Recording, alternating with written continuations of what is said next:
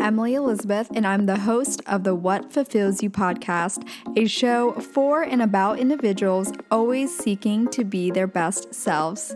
On this show, we talk all about building the mindset, finding the right careers, creating meaningful relationships, and so much more. Welcome to the What Fulfills You podcast. Hello, friends. Welcome back to your weekly dose of What Fulfills You. If it's your first time here, my name is Emily Elizabeth. I'm your host. And for today's solo episode, I'm going to be diving into the topic of the mindset shift that you need to have to build the life you really want for yourself. And this topic came to mind for two reasons. Number one, I recently spoke to a listener, and shout out to you, Emily, if you're listening. And as I always tell you guys, I love connecting with you all. And if and when you DM me, I usually respond back. So don't be a stranger. But in that conversation, I learned a bit about what a average, typical 24-year-old is navigating. And I would also say that the questions that she had and the topics that she brought up is quite on par with a lot of people, even in their late 20s. And I want to reiterate that everyone navigates different parts of life very differently and on a very different timeline, pretty much after college. I think after college, or if you choose to go that path, most people after 23, give or take, start to deviate on what kind of path they go on. And some people figure it out kind of earlier on in their 20s, and some people well into their 30s are literally still figuring it out when it comes to the fundamentals. I think ultimately we will always be figuring out different parts of our life as we go. I think that's just kind of an obvious one.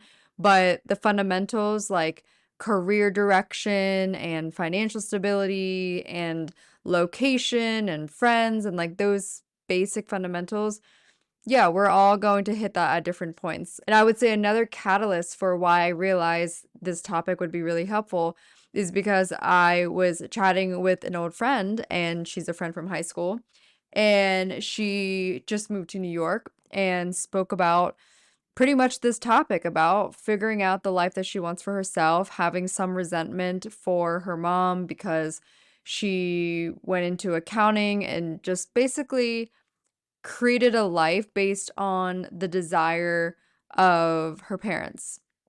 And I think that's also a relatively common path that people find themselves on and might be feeling the resentment now. Or maybe you are more like me and you kind of just did what you wanted and realized that you would rather take the heat than to feel resentful later. So that was personally my path. But I realized that it's not always natural or rocket science for everyone to have the mentality to just be like, okay, this is the life that I want. This is the kind of lifestyle. These are the values. This is my dream. This is the picture I have. Not everyone has that, and I understand that. And I would say that has been one of my strongest skills over the past 8, 9 years, which is being really clear about the life that I want for myself. And as I shared with the listener, Emily, about what made me kind of be this way, especially in my early 20s, I'm not going to quote it exactly, but I think I said something along the lines of how your desire for an expansive life, your desire for a full life has to be more than your fear of the what if, right? And when I think back on my mentality, my mindset, the self-talk I had when I was navigating different fears. For example, leaving my corporate job to then go on and start my own marketing agency and have a podcast, all of those things. I simply reminded myself that this is not a life or death situation. You know, Emily, like that was my self talk. Worst case scenario, you can always go back and get a salary job again.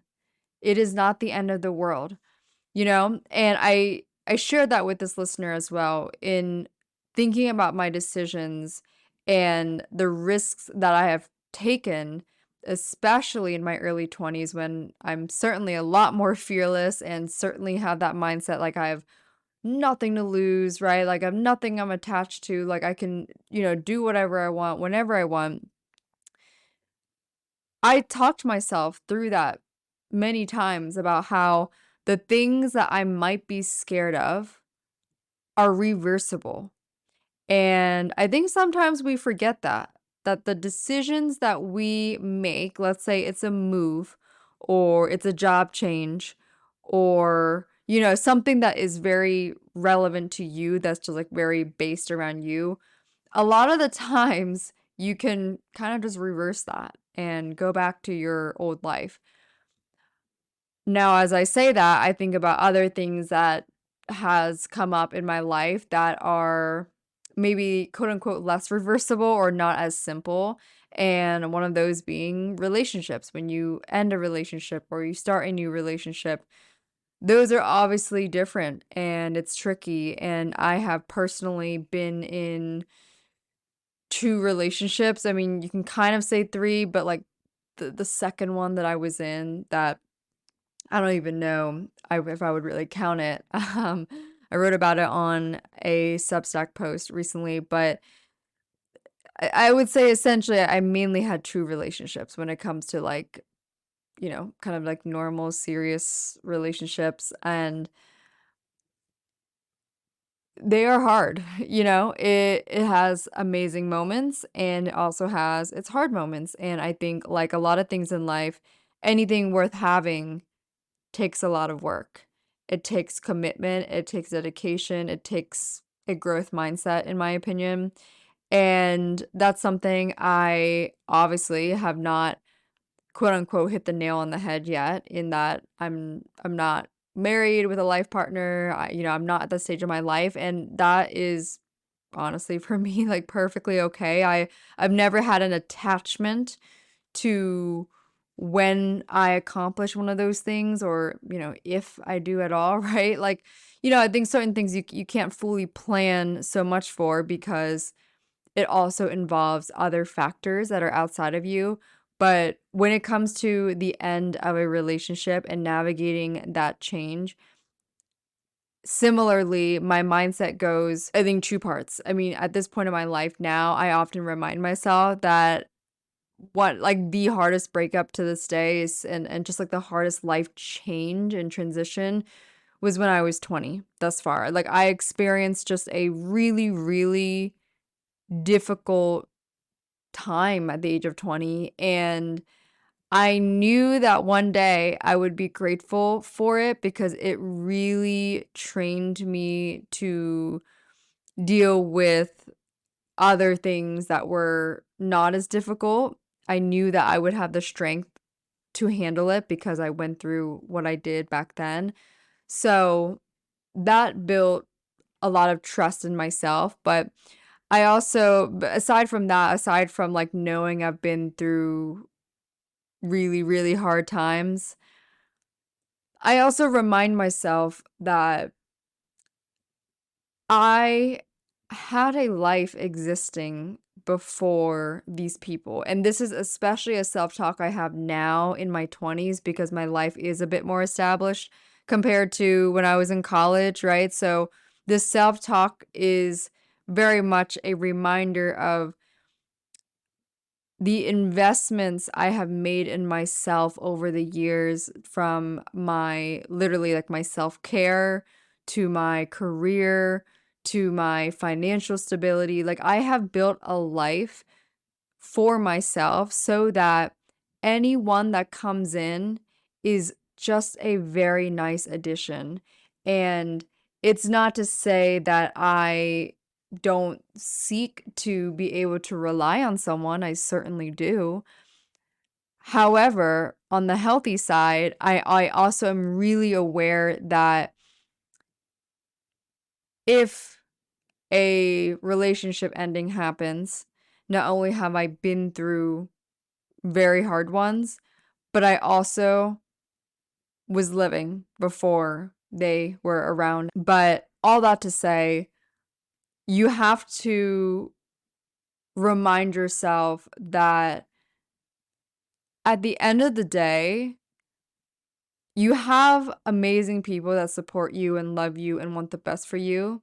And at the same time, you really have to take care of yourself by putting yourself first and by putting your desires and your needs first. And this really applies at any stage of life, to be honest. Like, it's funny enough, Emma Grede talks about that, right? Like, start with yourself. And she's saying that as a mom. And of course, everyone's going to have mixed opinions about it. But I think if you really think about it, like that saying, you have to put your oxygen mask on first. It really applies to everything in life. You have to put on your own oxygen mask, right? So if you are pursuing a career right now that you started a couple years ago, in part because of your parents and what they said, sit with it and ask yourself, do you feel happy about it? Is there something you would rather do? And the backlash that you might get from parents for whatever that may be, are you willing to live through the backlash in exchange for your own feeling of fulfillment and alignment and feeling most like yourself? Because this applies across the board. You're going to have to disappoint people, from family to friends to even partner. You're going to have to disappoint people in order to be happy with yourself, in order to be happy with your life and the decisions that you're making. And I see it so often nowadays that people are kind of going through the motions in life and not really taking themselves out of the day to day and looking themselves in the mirror and asking, what kind of life do I really want? Like, how can I become more clear about that? People get this confused that when I say something like this, I'm trying to say, like, figure out your life. You got to have it figured out. And even when I recently went back to my high school to speak at Career Day, I noticed that that tends to be this tendency of the way they think about things, that they have to have everything figured out. I did not have everything figured out. And I still don't have it all figured out, right? Again, I would say a very clear example that I currently don't have yet is, a long-term life partner and like someone that I'm building with. And I absolutely trust like that will come, like at the time that it aligns with me, like that will happen. I'm not stressed about it. However, I think that's also a great example of something that I'm clear on. Going back to the listener, what she said to me is like, you seem to be very clear about your direction in life and what you want in life. And yeah, I as I say that out loud, like I have become really clear about it because I know life is short. Like, I'm not going to get this time back. And I can sit around in my hometown of 8,000 people, and I can complain about life being this way and life being that way and not having this and not having that and wishing my life was A, B, C, D, E, F, G. Or I could just go and fucking do it. Or I could just go and become the person that embodies those things, right? I can't tell you the countless times I wished I had the physique I have now. And trust me, I still want improvement in my physique. I would still like more muscle and to be more toned and to be even more strong. But also, I certainly can't get there by just sitting here and talking about it, right? So that same thing goes like, okay, in the future, I want to build with someone. I want to have a partner that shares the similar values as me, that has a similar lifestyle and similar aspirations, has a similar vision in life, a zest for life. Okay, awesome. I'm really clear on that.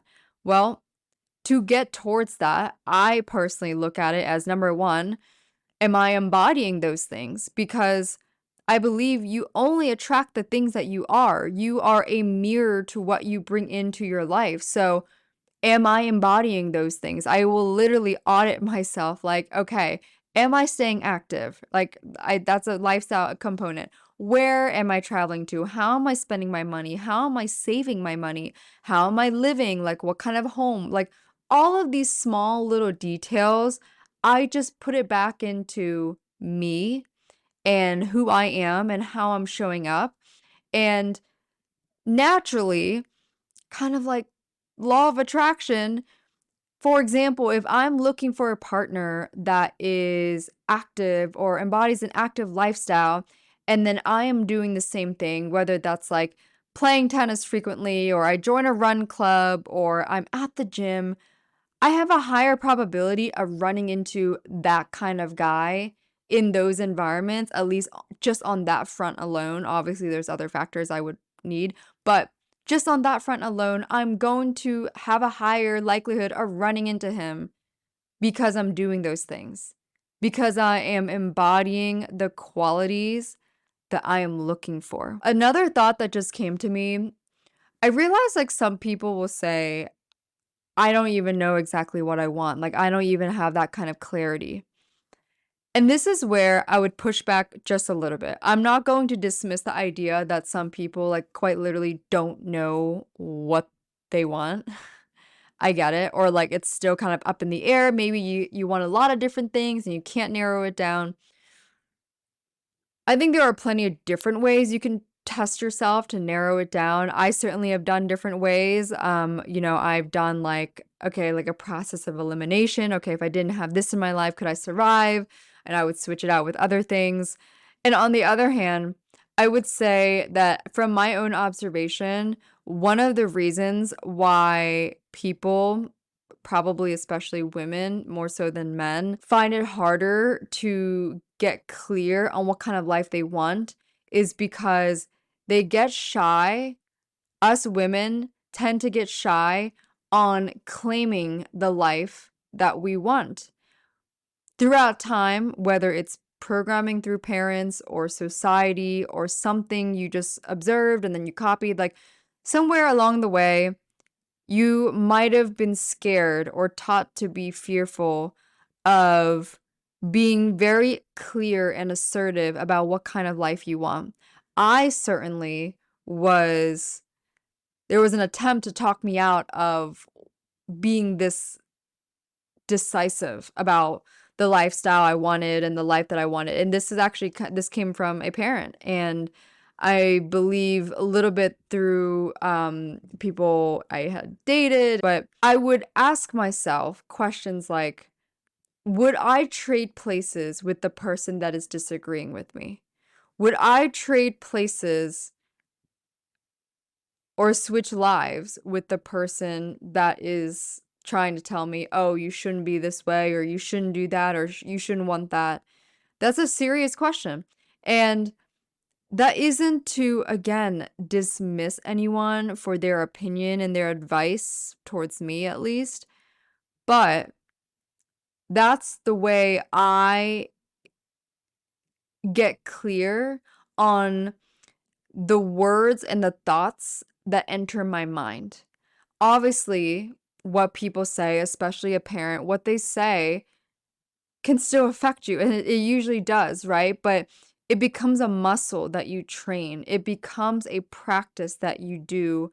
Every time you hear that, you filter it through that question. You filter it through so that you don't get lost and then you hit this analysis paralysis for what you should do with your life. By the way, there is no shoulds. It's just simply, what do you want? What makes sense to you? What would make you feel better when you go to sleep at night? What would light you up when you wake up, right? And, I'm talking like not holding back from even saying it out loud, not holding back from acknowledging the life that you want for yourself. I'll give you guys a funny example. I was on the phone with my best guy friend of like 6, 7 years now. We met each other at my first and only corporate job, and he is like the friend that I will call, like, it's just, we're always having a funny conversation. We are both just like severely delusional in the funniest way because we are such great friends and we have like a really funny sense of humor. All that to say, in our conversation, he was talking about this, topic and was relating to like dating and relationships. And then he had brought up this concept of a yacht and like jokingly was like, would the guy that you end up with, like, would he need a yacht or some shit? And I was like, no, dude, like beyond that, like a guy with a yacht is never gonna do it for me. And one of the reasons why, this is the delusional self, I quite literally said one of the reasons why is because, dude, I can just buy one myself. I will just go buy one myself if I want one. And he goes, "Do you know how much a yacht is?" And I'm like, "Yeah, like depends on the size and all that, right?" And I share that with you guys. Number one, I don't want a yacht. Even if I have the money right now, I don't want a yacht. But secondly, it's simply because, yeah, to a lot of people, saying that you will eventually buy the yacht that most men have to try to impress women, that is delusional to most people and also probably seemingly unrealistic for most people. However, that is the secret. That is quite literally the secret to building the life you really want for yourself, is to name the thing out loud. Again, for me, the yacht isn't it, but my real answer would be like in a dream, audacious world where I have no limitations, I'll name it, I would be living by coastal. I would live in New York and Southern California. And I would spend my summers in the south of France and different parts of Europe and would take it a little bit more slow over there. And I would play tennis a few times a week. And I would have a beautifully designed loft in Tribeca or maybe on the Upper West Side. And as you guys can hear me talk, like I am being very specific. And yet, who knows if I will ever reach any of these, right?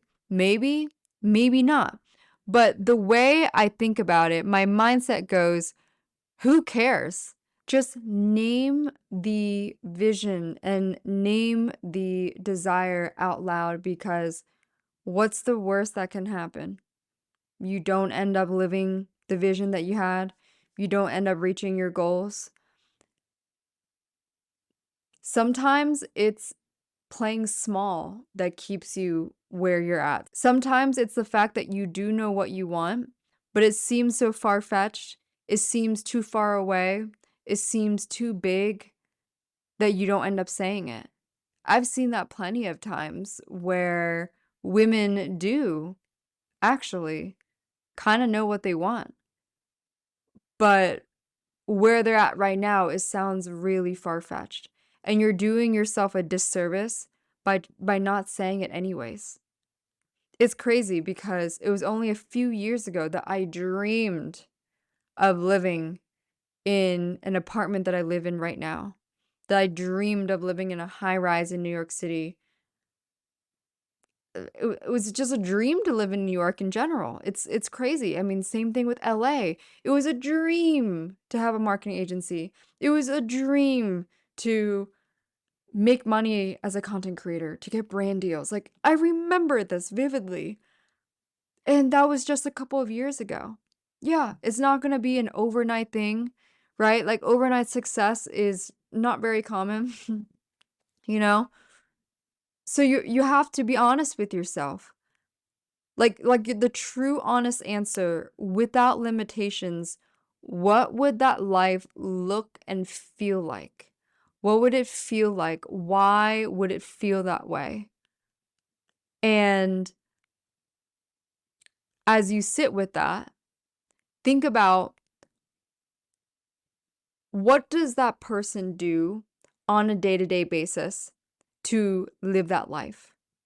And start to actually live that life. Like, make that part of your lifestyle. So very small things, playing tennis, going to Pilates in the morning, just always starting with a workout and some movement in the morning. I try to curate my home a certain way. I like to have certain fabrics and certain colors in my house. Like everything I do now was not the case 4 years ago, 5 years ago. It has evolved quite a bit.